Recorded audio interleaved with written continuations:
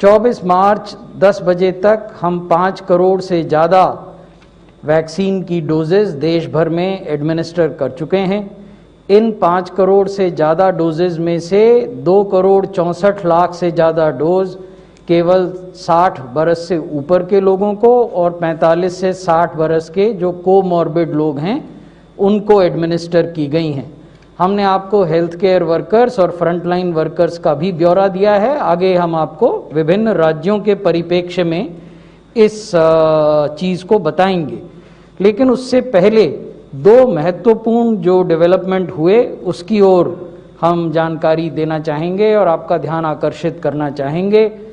पहला डेवलपमेंट ये हुआ कि जो national technical advisory group on immunisation है, एनटागी, ये जो तकनीकी ग्रुप है ये कोविड के पहले से ही बना हुआ है और देश में जो इम्यूनाइजेशन होते हैं उनके तकनीकी पहलुओं पर भारत सरकार को गाइडेंस प्रदान करता है। एनटागी में सब्जेक्ट और डोमेन नॉलेज एक्सपर्ट्स होते हैं जिन्होंने कि इम्यूनाइजेशन को लंबे समय तक देखा है। इन्होंने एक अनुशंसा की और जिस अनुशंसा को फिर नेगवैक ने, जिसको कि डॉक्टर पॉल चेयर करते हैं, ने रिकमेंड किया और वो अनुशंसा थी कि कोविशील्ड, हम 2 वैक्सीन इस समय इस्तेमाल कर रहे हैं देश के कोविड वैक्सीनेशन कार्यक्रम में, कोविशील्ड और कोवैक्सिन। तो कोविशील्ड वैक्सीन के लिए ये अनुशंसा की गई कि जो पहली और दूसरी डोज के बीच का अंतराल है, जो कि पूर्व में 4 से 6 वीक हुआ करता था, उसको बढ़ाकर 4 से 8 वीक कर दिया जाए। ये भी कहा गया कि protection is enhanced if the second dose of Covishield is administered between 6 to 8 weeks but not later than stipulated period of 8 weeks. इसका अर्थ ये हुआ कि अगर अंतराल 2 डोजेस के बीच कोविशील्ड के 4 से 8 हफ्ते का है तो किसी भी बेनिफिशियरी के पास ये चॉइस है, ये फ्रीडम है कि वो 4थे हफ्ते में जाएं, 5वें हफ्ते में जाएं या उसके बाद जाएं। लेकिन साइंटिफिक एविडेंस ये कहता है कि आपको मिलने वाला प्रोटेक्शन बढ़ जाता है अगर दूसरी डोज आप 6ठे, 7वें या 8वें हफ्ते में लगवाएं। ये जानकारी हमने राज्यों के साथ साझा की है, आपके साथ भी की है। हमारा अनुरोध है कि इसको जन साधारण तक पहुंचाया जाना चाहिए। राज्य अपने माध्यमों से पहुंचा रहे हैं और मीडिया के जो हमारे मित्र हैं उनसे हमारा अनुरोध है कि आप भी अपने माध्यम से इस जानकारी को लाभान्वितों तक पहुंचाएं। Revised time interval between these 2 doses is applicable, as I told you, to Covishield and not to Covaxin। यानी कोवैक्सीन के केस में अभी भी जो अंतराल है दोनों डोजेस के बीच का, the time interval continues to be 4 to 6 weeks। तो ये एक महत्वपूर्ण डेवलपमेंट हुई जिसकी ओर हम आपका ध्यान आकर्षित कर रहे हैं। दूसरी महत्वपूर्ण डेवलपमेंट ये है, सरकार ने ये निर्णय लिया है कि 1 अप्रैल से कोई भी नागरिक जो 45 बरस या उससे अधिक आयु के हैं वो वैक्सीनेशन के लिए एलिजिबल होंगे। अब कोमॉर्बिडिटीज की शर्त को हटा दिया गया है।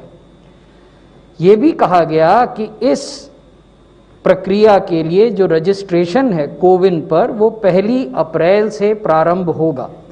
ये निर्णय क्यों लिया गया? ये निर्णय इसलिए लिया गया है कि हमारे देश में कुल कोविड मृत्यु का 88% मृत्यु उस आयु वर्ग में है जो 45 बरस से अधिक के हैं।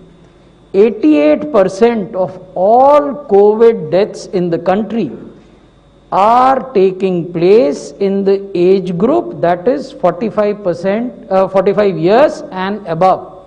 So this is a significant scientific fact, and this is coupled with the fact that case fatality rate for age groups 45 and above is 2.85% in the country. So therefore this group is the most vulnerable population group and needs to be protected first। तो ये वैज्ञानिक तथ्य है जिसके आधार पर सरकार ने ये निर्णय लिया है। अब हम आपको बताते हैं कि हेल्थ केयर वर्कर्स के इम्यूनाइजेशन में क्या स्थिति अब तक है। 20 राज्य और संघ शासित क्षेत्र ऐसे हैं जिन्होंने कि 92% से अधिक हेल्थ केयर वर्कर्स को पहली डोज दे दी है। ये बहुत ही कमेंडेबल अचीवमेंट है, ये बहुत ही अनुकरणीय कार्य है। 20 राज्यों और संघ शासित क्षेत्रों ने अपने कुल हेल्थ केयर वर्कर्स को के 92% को पहला डोज दिया है। उसमें भी 10 राज्य और यूटीज ऐसे हैं जिन्होंने 100% को पहला डोज दे दिया है। ये और उससे ज़्यादा काबिल तारीफ बात है। केरल, उड़ीसा, लक्षद्वीप, राजस्थान, झारखंड, मध्य प्रदेश, छत्तीसगढ़, दादरा और नागर हवेली, बिहार और गुजरात, ये 10 राज्य और यूटीज हैं जिन्होंने 100% हेल्थ केयर वर्कर्स को पहली डोज एडमिनिस्टर की है। अब दूसरी डोज की बात करते हैं। 14 राज्यों और यूटीज ने एलिजिबल हेल्थ केयर वर्कर्स को के 85% से अधिक को दूसरा डोज भी एडमिनिस्टर किया है, और इसमें भी जो रेंज है वो 85% से लेकर 100% तक है। 100% दमन और दीव में और 85% नागालैंड में। बाकी अन्य जो 14 राज्य और यूटीज हैं उनके आंकड़े भी हम आपको दिखा रहे हैं। लेकिन स्थिति सब जगह संतोषप्रद नहीं है। कुछ राज्य ऐसे भी हैं जहां हेल्थ केयर वर्कर्स का वैक्सीनेशन अभी भी संतोषप्रद नहीं है। तेलंगाना में केवल 62%, चंडीगढ़ में 63%, नागालैंड में 64% और पंजाब में 65%। यहाँ महत्वपूर्ण बात यह है कि चंडीगढ़ और पंजाब में पिछले कुछ दिनों में बहुत तेजी से केसेस की संख्या बढ़ी है। एक तरफ स्थिति है कि नए केसेस बढ़ रहे हैं, दूसरी तरफ स्थिति है कि वैक्सीनेशन के लिए डोजेज उपलब्ध हैं, उसके बावजूद हेल्थ केयर वर्कर जो बड़ा ही डिफाइंड यूनिवर्स है उसका भी कवरेज नहीं हो पा रहा है। इस चिंताजनक स्थिति की ओर हमने चंडीगढ़ का और पंजाब का ध्यान आकर्षित किया है और उनसे अनुरोध किया है कि क्योंकि आपके पास पर्याप्त मात्रा में वैक्सीन की डोजेज उपलब्ध हैं और क्योंकि आपके यहाँ नए केसेस की संख्या बढ़ रही है, इसलिए इसको कैंपेन के तरीके से लेकर, जैसा अन्य राज्यों ने किया 100% हेल्थ केयर वर्कर्स को वैक्सीन दी, वैसा ही लक्ष्य आप भी प्राप्त करें। अब फ्रंटलाइन वर्कर्स की बात करते हैं। 11 राज्य और यूटीज ऐसे हैं जिन्होंने अपने फ्रंटलाइन वर्कर्स के 90% से अधिक को पहला डोज दिया है। 91% से लेकर 100% तक का कवरेज पहले डोज से राज्यों और यूटीज ने किया है। ये जो 11 राज्य हैं इसमें बिहार, हिमाचल प्रदेश, दिल्ली, छत्तीसगढ़, लद्दाख, गुजरात, उत्तराखंड, राजस्थान, दमन और दीव, मध्य प्रदेश, दादरा और नागर हवेली, ये 11 राज्य और यूटीज हैं। 9 राज्य और यूटीज ऐसे हैं जिन्होंने कि 80% से अधिक एलिजिबल फ्रंटलाइन वर्कर्स को दूसरा डोज भी दे दिया है। इन 9 में से 2 ऐसे हैं जिन्होंने 100% को दूसरा डोज दिया है। ये राज्य हैं उड़ीसा, हिमाचल प्रदेश, राजस्थान, अंडमान एंड निकोबार आइलैंड्स, लक्षद्वीप, उत्तर प्रदेश, गोवा, मेघालय और पुडुचेरी। लेकिन यहाँ भी कुछ राज्य हैं और यूटीज हैं जिनको अपनी परफॉर्मेंस को और बेहतर करने की आवश्यकता है। ये राज्य हैं तेलंगाना, जहाँ केवल 42% फ्रंटलाइन वर्कर्स कवर हुए हैं, मणिपुर 61%, नागालैंड 64%, मिजोरम 64% और चंडीगढ़ 66%। तो इन राज्यों को भी हमने आवश्यक दिशा निर्देश दिए हैं। अपनी जो अंतिम स्लाइड है वो दिखाने से पहले मैं आपको बताना चाहूँगा कि वैक्सीनेशन में प्रतिदिन जो प्रगति हो रही है और नंबर्स जो बढ़ रहे हैं, हमने 32 लाख से ज़्यादा वैक्सीनेशन भी एक दिन में किए। उसका एक कारण ये भी है कि पूरी प्रक्रिया को बहुत लिबरल बनाया गया है और प्राइवेट सेक्टर के लिए पूरी तरह से खोल दिया गया है।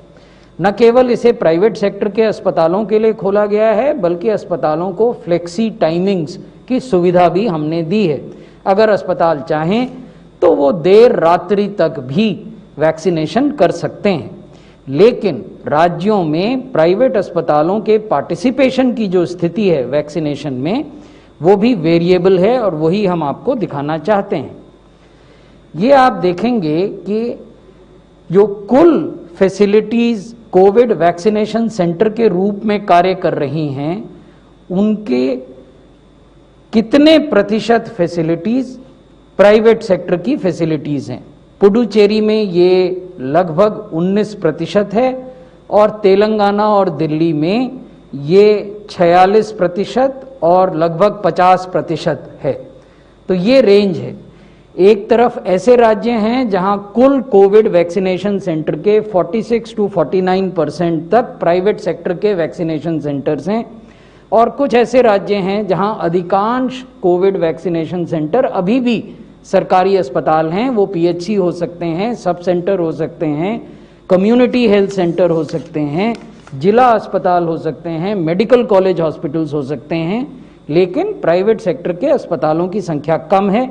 ऐसे राज्यों को इनकी भागीदारी बढ़ाने की आवश्यकता है, ताकि आने वाले दिनों में जैसे जैसे हम दायरा बढ़ाएंगे वैक्सीनेशन का, वैसे वैसे वैक्सीनेशन की रफ्तार और वैक्सीनेशन का कवरेज भी बढ़ सके।